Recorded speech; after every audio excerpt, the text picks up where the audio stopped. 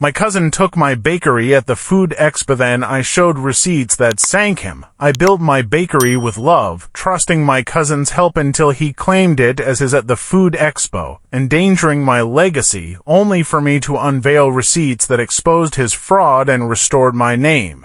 The air was thick with the scent of freshly baked bread, caramelized sugar, and roasted coffee beans as I stood at the edge of the bustling food expo, my heart pounding with a mix of pride and nerves. This was at the moment I'd been working toward for years. My bakery's sunlit sourdough was finally getting its chance to shine at the region's biggest culinary event. Rows of artisanal loaves lined my booth, their golden crusts glistening under the expo lights. My signature lavender honey brioche, a recipe I'd perfected after months of trial and error, sat proudly at the center, drawing curious glances from passers-by. I'd poured my soul into this business, building it from a tiny home kitchen to a beloved local staple. But as I adjusted the display, ready to greet the first wave of attendees, my cousin Derek stepped in front of my booth, flashed his trademark grin, and declared to a gathering crowd, "Welcome to my bakery's sunlit sourdough. Let me tell you the story of how I built this dream." My blood ran cold. He was stealing my bakery, my legacy, right before my eyes. Derek had always been the charming one in our family. With his quick wit and easy smile, he could talk his way into or out of anything. Growing up, we'd been close, almost like siblings. He'd always been there to cheer me on, or so I thought. When I started Sunlit Sourdough 3 years ago, Derek had offered to help. He wasn't a baker, but he was good with numbers and schmoozing, so I let him handle some bookkeeping and vendor negotiations. I trusted him. He'd sit in my kitchen, sipping coffee while I kneaded dough, asking questions about my recipes and business plans. I thought he was just curious, proud even. But now, watching him stand in front of my booth, spinning a tale about how he'd risen from nothing to create this bakery, I realized his questions hadn't been innocent, they'd been reconnaissance. The expo hall was a sea of food enthusiasts, critics, and investors, all buzzing with excitement. Derek's voice carried over the crowd, confident and polished, as he described his late nights perfecting the lavender honey brioche, his struggle to source organic flowers, his vision for a bakery that brought people together. Every word was a lie, a theft of my story. The crowd ate it up, nodding along, snapping photos of my loaves. A woman in a sharp blazer, likely a food critic, jotted notes, clearly impressed. My hands shook as I gripped the edge of my booth. I wanted to scream, to shove him aside and tell everyone the truth. But I knew better. A public outburst would only make me look unhinged, and Derek would twist it to his advantage. He was too good at that. I needed proof, something ironclad that would explode him without a scene. My mind raced, landing on the one thing that could save me: my receipts.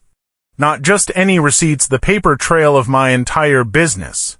From the moment I'd started Sunlit Sourdough, I'd been meticulous. Every flour order, every equipment purchase, every lease payment for my tiny storefront was documented in a binder I kept in my van, parked just outside the expo hall.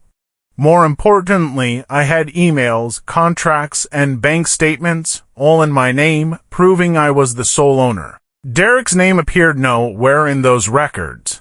He'd helped with some tasks, sure, but he'd never invested a dime, never signed a contract, never even touched the dough. If I could get those documents in front of the right person, Derek's story would collapse like a poorly proofed loaf. I slipped away from the booth, leaving my assistant, Mia, to handle the early customers. "Keep an eye on him," I whispered, nodding toward Derek, who was now handing out samples of my brioche like he'd invented it. Mia's eyes narrowed. She'd never liked Derek, but she nodded and took over. I hurried out to the parking lot, my breath visible in the chilly morning air. My van was parked near the back, and I fumbled with the keys, my hands still trembling. Inside, I grabbed the binder from the glove compartment and opened my laptop, pulling up my email archives. There it was, the lease agreement for the bakery, signed by me alone. The order confirmations for my custom oven, paid for with my savings. The trademark registration for Sunlit Sourdough filed in my name 2 years ago. And then the kicker, an email chain from 6 months ago where Derek had casually asked about my recipes and I'd politely declined to share the details of my lavender honey brioche.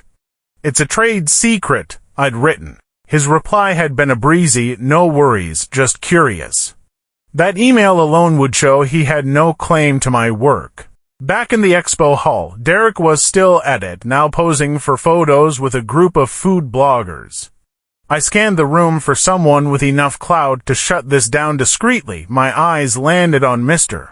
Callahan, a grizzled food industry veteran who ran the Expo and had a reputation for sniffing out frauds.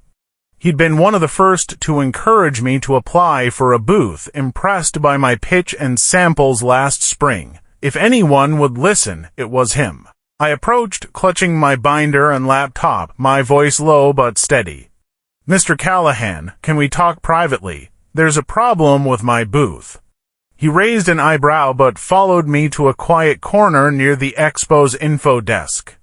I laid out the evidence, starting with the binder. "This is every receipt and contract for Sunlit Sourdough. My name is on all of them. My cousin Derek is claiming he owns the bakery, but he's never been more than a helper." I flipped through the pages, showing him the lease, the equipment orders, the trademark. Then I opened my laptop and pulled up the email chain with Derek. Callahan's eyes narrowed as he read, his jaw tightening. "This is serious," he said, his voice gruff. "You're saying he's misrepresenting your business." "Completely," I said. "He's taking credit for everything, my recipes, my brand, my work. I have proof I built this alone." Callahan nodded, his expression grim. "Let's handle this carefully. We don't want a scene, but we need to set this right." He asked to keep the binder and laptop for a moment, promising to return them after he'd spoken to Derek. I agreed, my stomach churning as I watched him walk toward my booth. Derek was still charming the crowd, oblivious to what was coming. Callahan didn't confront him directly. Instead, he pulled Derek aside, out of earshot of the crowd, and began asking pointed questions. I couldn't hear the conversation, but I saw Derek's smile falter, his hands gesturing wildly as he tried to explain himself. Callahan held up the binder, pointing to a page, then showed him something on my laptop. Derek's face paled. The crowd started to notice, their murmurs shifting from excitement to curiosity. A few bloggers edged closer, sensing drama. Callahan waved me over. "Can you confirm the timeline of your business for me?" he asked, loud enough for nearby attendees to hear. It was my moment. I took a deep breath and spoke clearly. "I started Sunlit Sourdough 3 years ago, working out of my apartment. I saved for 2 years to open the storefront. Every recipe, including the lavender honey brioche, is mine. I have receipts, contracts, and emails proving it all in my name. Derek helped with some bookkeeping, but he's not an owner or a baker." I opened the binder to the trademark registration and held it up. "This is dated 2 years ago, in my name only." And here, I turned my laptop to show the email chain with Derek. This is him asking about my recipes, which I never shared. He's not part of this business. The crowd's murmurs grew louder. A blogger in the front row snapped a photo of the screen. The woman in the blazer, the critic, stepped forward, peering at the binder. "Can I see that?" she asked. I handed it over, and she flipped through it, her expression hardening as she read. "This is very thorough," she said, glancing at Derek, "and it's all in your name." Derek tried to recover, his voice shaky. We collaborated. It was a team effort. I helped build the brand." But his charm was gone, his words hollow. Callahan shook his head. "The evidence says otherwise. This booth belongs to her, and the Expo will reflect that." The critic handed the binder back to me, her voice loud enough for the crowd to hear. "I'd like to hear more about your process," she said to me. "It's clear you're the one behind this bakery." The crowd shifted, their attention now on me. I seized the moment, describing how I developed the lavender honey brioche, the late nights experimenting with lavender ratios, the local farmers I'd partnered with for ingredients. People listened, nodding, some taking notes. Derek slunk to the back of the booth, his face red, his confidence shattered.